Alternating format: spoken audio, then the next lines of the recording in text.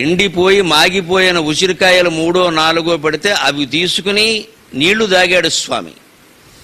ఉసిరికాయలు తిని నీళ్లు తాగితే తీగా ఉంటాయి. ఉసిరికాయ తిన్నాక నీళ్లు తాగితే తీగా ఉంటాయి. ఆ నీళ్లు తీగా ఉంటాయి. అందుకని కడుపు చల్లబడింది, నోరు తీయబడింది. వెంటనే తీయని మాట వచ్చింది. అమ్మా, అడిగితే ఏమీ లేదని పంపేసిన వాళ్ళు చాలామంది ఉన్నారు తల్లి, ఇది 7వ ఇల్లు అన్నాడు ఆయన. ఆనాటి బ్రహ్మచారులకి ఆయన వయస్సు చూడండి, అక్కడ వేశారు బొమ్మ. ఆ వయస్సు 5 ఏళ్లకి విద్యాభ్యాసం చేసి ఉపనయనం చేసి గురువు దగ్గరికి తీసుకెళ్ళేవారు. ఉపనయనము అంటే గురువు దగ్గరికి తీసుకెళ్ళడం అని అర్థం.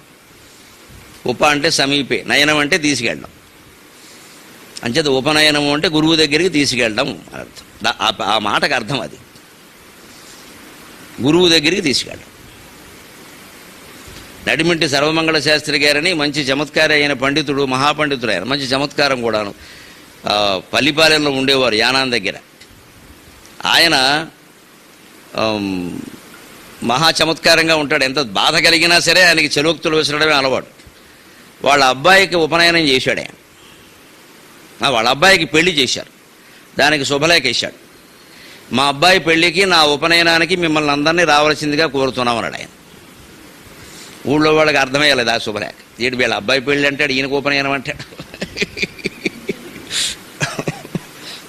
పండితులు లాగితే అర్థాలు చాలా లాగుతారు. మా అబ్బాయి పెళ్లికి, నా ఉపనయనానికి మీరు అందరూ రావాల్సిందిగా కోరుతున్నాను అన్నాడు. ప్రతి శుభలేఖ చూసిన పేరు వీడు తెక్కడా ప్రతిదీ ఇంతే అన్నారు. ఆయన అలాగే అనేవాడు, ప్రతిదీ ఏమొచ్చినా అంతే. కొందరికి అర్థం కాక ఏమిటంటే అబ్బాయి పెళ్ళి ఏమిటి, మీ ఉపనయనం ఏమిటి, రండి తెలుస్తుంది అన్నాడు ఆయన.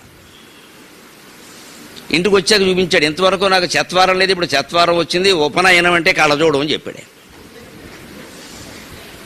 ఎందుకంటే సంస్కృత వ్యుత్పత్తి ప్రకారం నయనస్య సమీపే ఉపనయనం, కంటికి దగ్గరగా ఉండేది కళ్ళజోడే, ఇంకేముంటుంది మరి. అందుకని మా అబ్బాయి వివాహ మహోత్సవం, నాకు ఉపనయన మహోత్సవం అన్నాడు ఆయన. వాడికి పెళ్ళి, నాకు కళ్ళజోడు పెట్టుకునే ఏర్పాటు, రండి అన్నాడు ఆయన.